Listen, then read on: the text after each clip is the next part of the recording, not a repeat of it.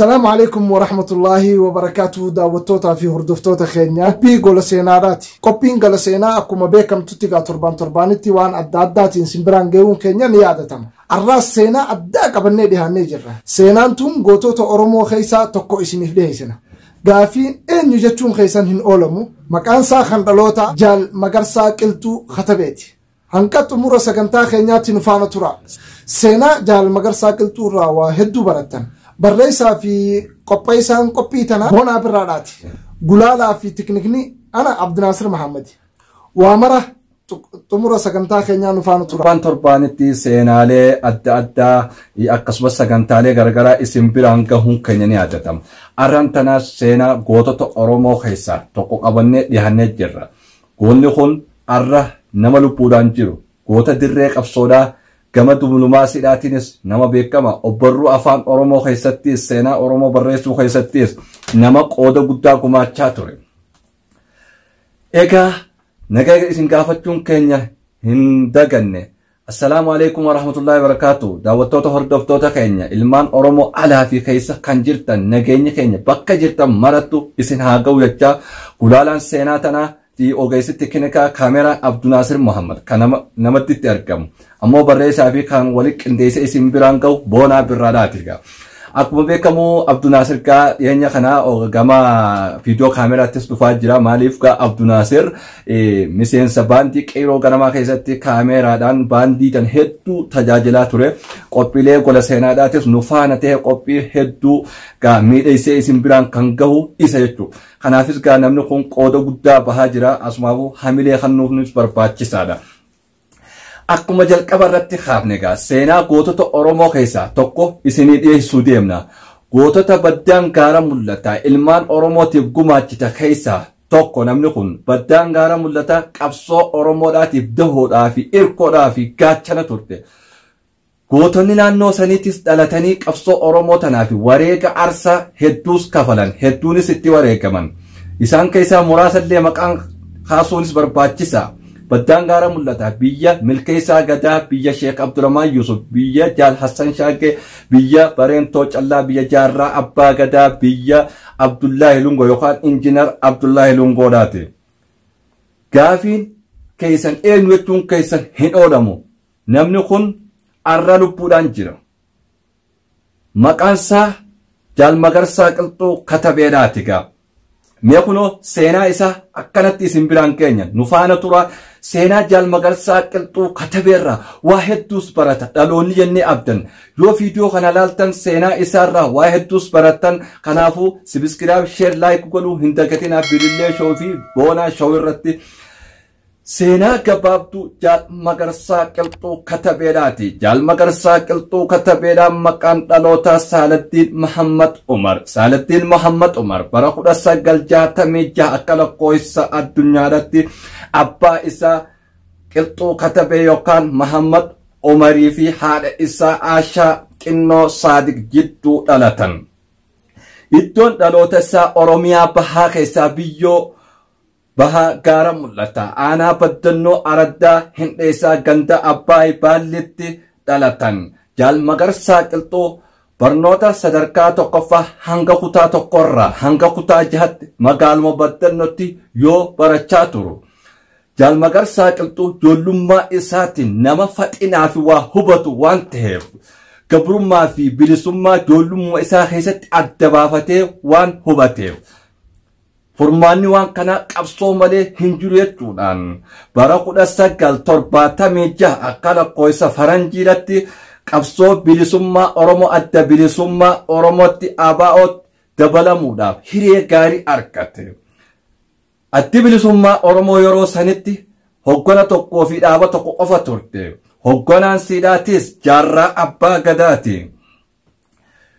جال مغرسا قلتو خطبيدا سينا قبصو أورمو خيستي مال وجده كونو قلمي سينا أكنتي رقاباتيسي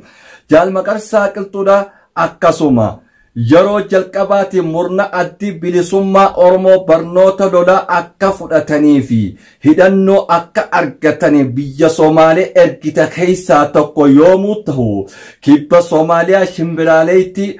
مقالا مقدشوتي تن أرقمتو برنوتا ورانا غيا deeggarsa ummata Falastiniin fudhachuu hiree harkateeti ture. Bara 1977 akkasuma bara 1986 dirree qabsoo bilisummaa Oromootti mootummaa nama nyaate isa Dergiidhaan loluudhaas goota dirree qabsoo tahee lola eegale.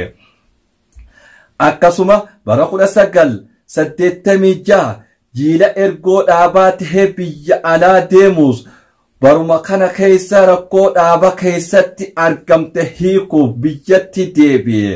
Hanga bara 1988tti dirree qabsoo ture. Bara 1988 yeroo lammaffaa koree hojii raawwachiiftuu fi koree giddugalaa marii bikka bu'uudhaan jiila ergoo tahee biyya alaa deemuu jaarraa abbaa gadarraa ajajni itti kennamee jira. Yeroo kanatti Jaal Magarsaa Qilxuudhaatis namni isaa wajjin gara biyya alaa akka deemu hoogganaan dhaaba adda bilisummaa Oromoo abbaan qabsoo Oromoo jaarraa abbaa gadaa dirqama itti kennan keessa Haaji Mahammad Nuur Sheek Mahammad Kaliif Jaal Magarsaa Qilxuu faana tahuudhaan biyya alaa deemanii qabsoo Oromoodhaa bifa dipiloomaasiidhaan akka tajaajilan dirqama bahuudhaaf ergama kana isaanis fudhatanii gama biyya alaatti qaceelan. Yeroo kanattis biyya alaa Suudi Arabiyaa dhaqan. Bakki isaan dhaqanis Jidda magaalaa Jiddaati. Bakki isaan dhaqanii qubatanis mana Jaal Injiinar Abdullaahi Lungoodhaati. Akkuma jalqaba irratti isin ibsinetti qabsoon Oromoodhaa odoo Jaal Abdullaahi Lungoo biyya Somaaleedhaatii fi Maqdashoo odoo hin jiraatin qabsoon Oromoo hiddan hidhattu. Qabsaawwanni Oromoo kanneen Su'uudii fi Maqdashoo dhaqan bakki isaan hafuuratti baafatanii miilatti cabsatan mana Jaal Abdullaahi Lungoodhaati. Jiilli Jaal Magarsaa Qilxuudhaatiin durfamu biyya Suudi Arabiyaa yeroo dhaqettis bakki inni dhaqee qubate mana Jaal Abdullaahi Lungoodhaatti. Meeqa walumaa galatti bara eerame kana akkuma biyya alaa ergametti hiree gaariin qunnamte qabeenya gargaarsaa guddaa bahar walakkaa irraan biyya Somaaliyaa Maqdashoo kontaneera 27 toonii 400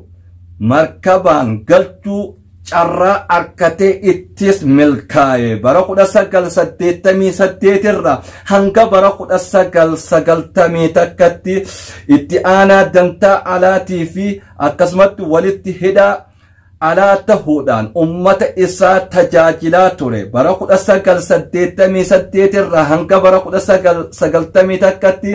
hiree barnoota arkachuu barnoota histeerii yookaan seenaa dabalataan ministeerii akaademii kolleejjii ga'anta afaan Somaaleetti tan jedhamtu tana kolleejjii beekamtuu biyya Somaaliyaa magaalaa Maqdashootti argamtu tanatti Jaal Magarsaa Qilxuu katabee barnoota gahaa arkateef diploomaan eebbifame. Barnoota kanaas eega arkatee diploomaan eebbifameef odoo oole hin bulin barnoota arkate kanaan qabsoo Oromoo tajaajiluudhaaf gara dirree qabsoo baha Oromiyaatti qaceeluun galmee seenaa dhaaba fidoo yookaan adda walabummaa Oromiyaarraa kunoo akkanatti mirkaneessiti. Jaal Magarsaa Qilxuudhaa seenaa hedduu ummata Oromootiif hojjete arraas kunoo hojjechaa jira. Mee hanga xumura keenyatti seenaa Jaal Magarsaa Qilxuurraa waa hedduu hubattan waa hedduus baratan jennee abdanna. Mee nu faana tura. Akkasuma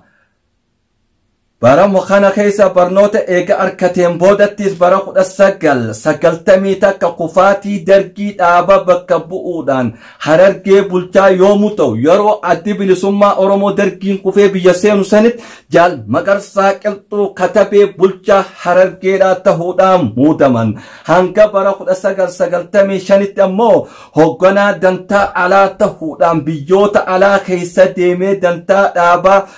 gaggeessuudhaan ummata isaa tajaajilaa ture. Bara 1996tti eega biyyatti deebi'een boodattis gadaa ijaaruu fi mana barnootaa guddisuu fi tajaajiluu keessattis hojiilee cincimtuu hojjetan cinattis artii Oromoo guddisuudhaa fi kitaaban seenaa Oromoo hedduus barreessan. kitaaba seenaa Oromoo irratti barreessan torba yoomuu ta'u barreessu kitaaba lama asoosamaa fi jechoota hayyoota irratti barreessa waliigala walitti aansee kitaaba 9 barreessee jira. Kanaan addattis bara 1986 irraa hanga bara 1987tti bara 1986 irraa hanga bara 1987 hanga bara 1987 guboo jechoota kan sooressa jaarraa abbaa gadaatii fi Sheek Adam Asaboot wajjin nama sadaffaa ta'uudhaan kan barreessa yoomuu ta'u bara 1991 irraa hanga bara 1992 jidduun kitaaba makmaasa Oromoo kan Dr. Kabajaa Muhammad Ahmad qopheedhaa barreesse makmaasa 360 if keessaa qabu barreessuun nama obbarruu afaan Oromoo irrattis qooda guddaa gumaachaa ture yoomuu ta'u Jaal Magarsaa Qilxuudha akka intarfuu isaa irratti dhihee kitaabni waliigala kitaaba 9 barreesse kitaaba 9 keessaa kitaabni tokko kitaabni 7 barreeffame xumura irra ga'ee jira. 7 keessaa ammaas 4 xumuramee xalayaan aadaa fi turizimii Oromiyaa fi beeytotaan gulaalamee irra baatee jirti. Kitaaba 4 kitaabni duraa hordofa seenaa kunoo kanaa kun immoo kitaabni kun bulchiinsi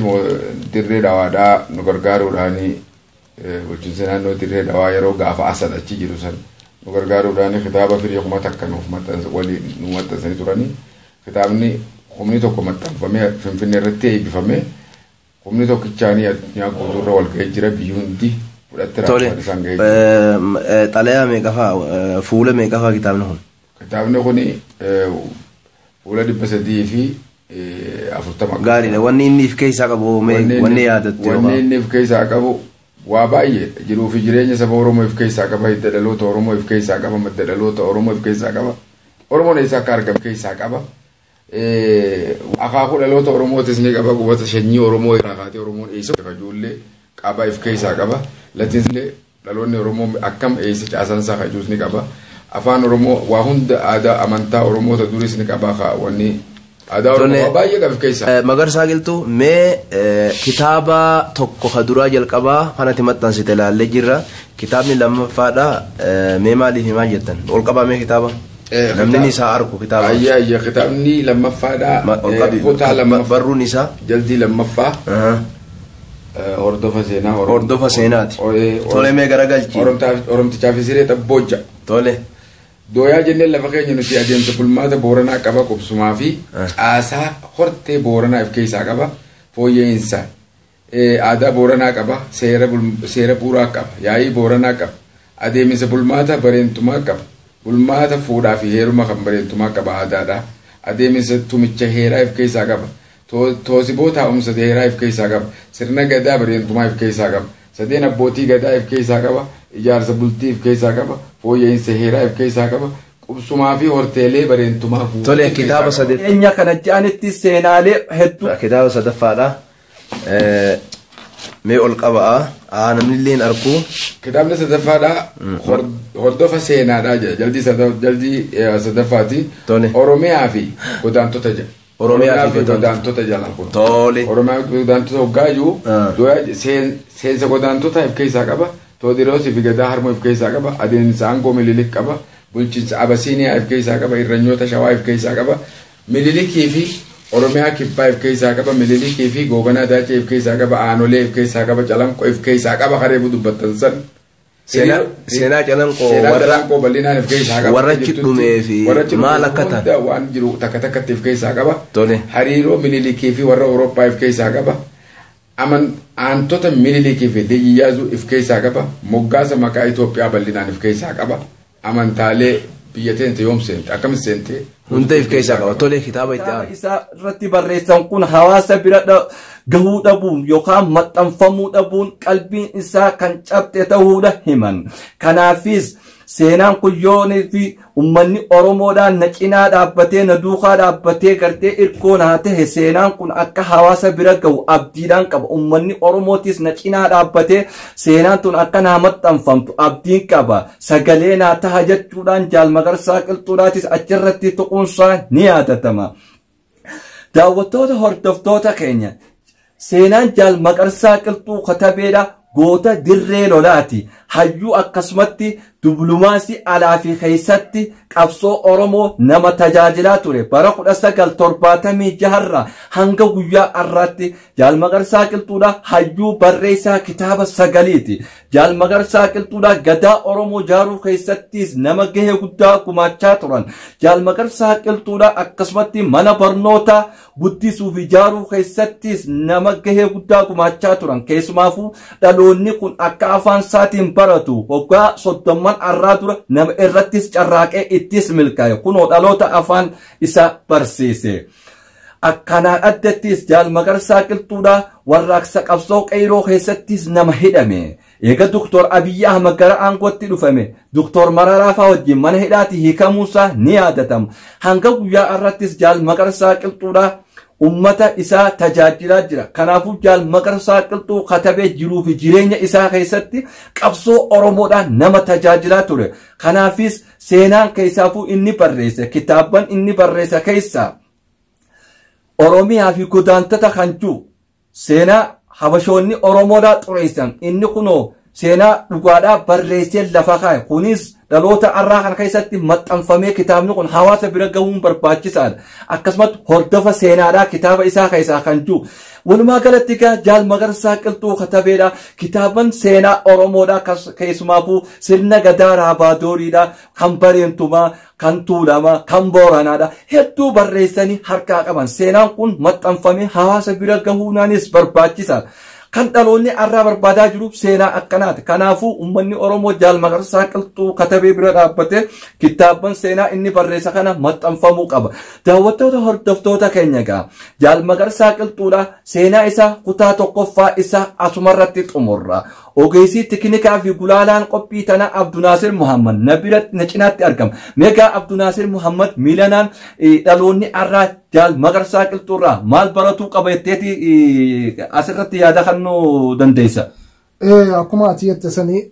Magarsaa Qilxuu nama qabsoo keessa ture waa'ee seenaa teenyaatis hunda sii beeku jechuudha. Hangafoota kalee qabsoo tana nu biraan gahe. Daandii saaqee nu biraan gahe waan ta'aniifu hawaasni oromoo kitaaban isaa san jala deemanii irraa barachuu qaba waan jiruun qaba akka nama tokkotti. Maaliif irraa kitaaba habashaan barreessite yookaan alagaan nu barreessite namni akka seenaa godhee haasa'u jira. San osoo hin ta'in hayyoonni keenya beektootni keenya abbootiin rabbiin kanneef dandeettii tana waan isaan irra hojjetan jala deemnee waan sanirraa seenaa teenya fudhannee haasa'uun yookaan dhageeffachuun yookaan barachuun dirqamaa nama tokko irratti ilmaan oromoo. Egaa Abdunaasir Muhammad keessumaafuu kitaaban isaa keessa tokko qofa akka fakkeenya kaasuu hin dandeenye. Kan wanta duukan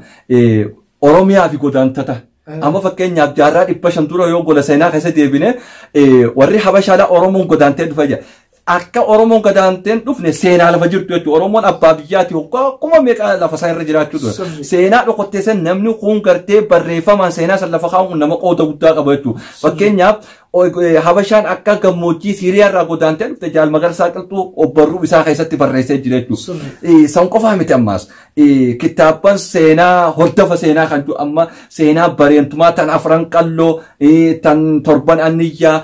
tan ituudhaa jiruu fi jireenyi hawaasa ummata kanaa waan jiru obbarruu isaa san keessa nama barreessee jira jechuudha. Hayyuun kun hawaasa keessa dhokachuun maalirraa kan akka nam tokkotti akka miseensa baandii qeyroo ganamatti maal jettamee yoo xinta. Ani akka nama tokkotti silaa yaadni kun yaada ilmaan oromoo hundinuu bahaa fi dhihiti wal quba qabaannee wal beeynee wajjiin hojjechuuti akka nama tokkotti kan ilaalu. Ammoo wal dhiibee akka bahaattis dhiibamee akka dhihaattis namni dhiibamee waa'ee kun barreesse kun beekuu dhabuun hedduu na gaddisiise. Deebi'ee ammas hogguma bahumattuu deebine baha keessatti sadeen baha wajji qubatu obboleeyyan ta'anii ilmaan abbaa takkaa ta'anii adda alagaan yohaanoo diinni irra dalagee kaanis kara biraa deema hayyoota isaa keessaa bahee hin beeku waan kana ta'eefu arrarraa eegaltanii wanni jennuun nuti hawaasa keenya keessaa fuuqa ilmaan Oromoo jedhamu maqaa Oromoo jala jiru hayyoota keessan hordofuun guddisuun ol qabuun isin eeggatti tanamaatu isinii kalee ol qabe waan jiruun qaba maaliif akkuma ammaatti yettasanit kitaabota obboleessi kiyya qopheessu gubbarratti waan kalee nu barsiisaa ture alagaan san waan dhawu waan ragaa qabu nuuf dhufe waan san hordofuu qabu eenyu Oromooti dhaloota arraa kun kitaaba saasan hordofanii kitaaba hayyoota Oromoon barreessan hordofanii jala deemanii seenaa dhugaa bakka galchanii ijoollee barsiisuu qabanii dhaloota dhufuuf sinqii godhanii lafa kaa'uun dirqama waan kana ta'eefu hordoftoota keenya seenaa Jaalmagarsaa Qilxuudha tanaattiin dhaabbattu itti fuftii kitaabota isaatis akka laaltanii qaraatanii waan irraa bartan barbaanna akka nama tokkootti akka maxxanfamuufis namni dandeettii qabu namni ilmaan Oromoo harabbiin waa itti kannee dandeettii qabu isa san bira dhaabbatee kitaabni isaa san akka maxxanfamu irratti hojjechuun dirqama yaa ilmaan Oromoo waan keenya hojjete waan isaa qofaa miti wanni beekuu qaban waan walootii fi waan dhuunfaa adda baruu qabna nu hundi keenya manni kun waan walooti waan maqaa Oromootiin dhufe hunda bira dhaabbannee harka tokko taanee utubaa ta'uu fi qabnaa yaa ilmaan Oromoo tokkummaa kalee abbootiin teenya jaarraa abbaa gadaatii fi akkasumattuu Yunus abbaa gadaatii fi Magarsaa Qilxuutii fi jarrummaan silaa qabsoo tana eegale tokkummaa itti nu yaamuu turan san nuti dhaloonni arraa jabeessuu qabna qabanna xarafasii ammoo hunda sii qabuun dirqama. Egaa namni kun keessumaafuu Jaalmagarsaa Qilxuu katabee irratti os deebine nama mul'is abbaa gadaa waahila isaati waahila jaarraa abbaa gadaa Abdullahi Lungo gootota gameeyyii gartee daandii saaqan kanaaf inni yeroo sanitti ergoo ta'uu nama cimaa ta'uu nama agarsiisa beekadhu nama cimaa ta'uu isaati nama agarsiisa. Egaa daawwattoota hordoftoota keenya egaa qophiin gola seenaa akkasumatti egaa Jaalmagarsaa Qilxuu seenaa isaa waggaa bara 1976 hanga bara 2020 inni arrantana lubbuudhaan nama jiru nama jireenya isaa guutuu qabsoo Oromoo irratti gaggeessee akkuma isiniin jenne egaa kutaa tokkoffaa isaa gama xumuraa irratti finnee jirra ammoo seenaan Jaalmagarsaa Qilxuu kutaa tokkorraa hanga kutaa 2-3tti oofuuf teenya akkasumatti artistoonni Oromoodha qabsaawwanni warreen as keessa jiraniif iddoo garagaraa jiran walitti qabneetika seenaa Jaalmagarsaa Qilxuurraa dhaloonni maal bara ummanni hoo maal kan juuf kutaa lammaffaatiif sadaffaa goonee isinii dhiyeessina gulaalaan seenaa tanaa gaa Abduu Naasir Muhammadii fi barreessaa walitti qabaa qindeessee kan seenaa tana isin biraan gahe Amboonaa Birraadhaati. Daawwattoota hordoftoota keenya gaa seenaa Jaalmagarsaa Qilxuudhaa kutaa tokkorraa kunoo gaa isin bira geenya jirra akka wayis irraa barattan abdii qabne jechuudha seenaa gooticha kanaa jechuudha keessumaafuu dhaloonni arraa wanni dhaamuu qabnu goota ifi hayyuu ifi odoo lubbuudhaan jiru odoo inni jiru bikka kannuu fi cinaa dhaabbachuu akka inni rakkinaaf hin saaxilamne maaliif hayyuu fi goonni nama mana isaa keessa ol deebi'ee ilaaluu miti rakkoo hawaasa bal'aa nama deemee furu kun odoo inni lubbuun jiru iddoonis kan namuufi qabdi kabajaan isaa maltuunis kan namuu qabdi dhaloota kana keessatti waan kana hambisuu qabdi gootota keenya eega inni du'e goota keenya jechuun kun salphina jechuudha odoo inni jiru ati goota keenya ati hayyuu keenya jechuunis dirqama Jaalmagarsaa Qilxuu katabeedha hayyuu kitaaba 9 goota dirree lolaa akkasumatti diblumaasiidhaan alaa fi keessatti nama qabsoo Oromoo tajaajilaa ture akkasumatti keessumaafuu meeshaalee gargaarsaa kan inni biyya Saudi Arabiyaa irraa galche yoo xiqqisho irraa kaafne keessaafuu meeshaalee shaantaalee waraanaa kophee uffata shugguxiilee akkasumatti raashina jinitera waan ibsatan waan adda addaa nama qabsoo tanaaf gargaarsa kana biyya Somaaliyaa irraa hanga biyyatti nama galchechuu nama amanamaa ta'ee dhaaba kana odoo hin ganin hanga arraattis nama hojjechaa ture Jaalmagarsaa Qilxuudhaa dhugaarraa nama deebi'uudhaan maaliif haasa'u inni jeefi jechoota inni jeetu isaan ragaadha fakkeenyaaf miidiyaa OBS irratti dhaabni siyaasaa Oromoodha ummata hoogganuu qabu ummanni isaa haa hoogganuu nama laalamee jecha hayyuu kanaaf hayyuun kun ummata keessa dhokatuu qabu kanaaf Jaalmagarsaa Qilxuudhaa ummanni Oromoodha kitaaban seenaa obbarruu inni barreesse akka inni jeetti kitaaba tokko qofaatutu waajjira aadaa fi turizimii magaalaa Dirree Dhawaatiin deeggaramee hojiirra oolee kitaaban kun hojiirra oolee hin maxxanfamanii hawaasa biran kanaaf kitaaban inni barreessan kun maxxanfamanii akka hawaasa bira gahan ummanni Oromoo hundinuu kana itti yaadee dhimma kiyyeechuudhaan dirqama isaa bahuu qaba. Daawwattoota hordoftoota keenya gaa qophii jaalseenaa Magarsaa Qilxuu Katabeedhaa kutaa tokkoffaa isa asumarratti raawwanna. Nama torbaaniin waa taatu torbaan kutaa lammaffaa isaatiin walitti deebinu taha. Qopheessee qophii kana kan isin biraan ka'e Anboonaa Birraadhaati. Ogeessitti kanaa Gulaalaan Abduu Naasir Muhammad nama torbaaniin waa taatu. Galatoomii Boonaa Birraa hedduu waan gaarii goote waan gaarii jettee ammoo hajuu waanis dhaamsa tokkoon qaba ilmaan Oromoo. Itti fuuf. Maalii hojjetan taate ilmaan Oromoo ilmi namaa akkuma dhalate jiru sana beekuun dirqama. Kanaafuu hayyoonni keenya osoo nu harkaa hin dhumne waan isaan kalee hojjetan isaan jala deemnee hordofnee isaan san bakka kanninee fi irraa baruun dirqamaan jira ilmaan Oromoo hundi keessanuu. Namni itti dhiyaatan qaamaan itti dhiyaadhaati irraa bara hayyoota lubbuun irra jiru kana. Guutumattuu osoo isa qofan taane namoota lubbuun jiru hedduu jira isaan jalatti dhiyaadhaati irraa waa baraan siniin jaa. Kanuma dhaamsi kiyya obboleeyyan kiyya qaalii daawwattoota Birillee Show fi akkasumattuu Boonaa Show subscribe like share godhuu hin dagatinaa isiniin jenna. Nageetti warra torbaanii rabbi nu haa godhu. Wassalaamu alaikum wa rahmatullahi wa barakatuh.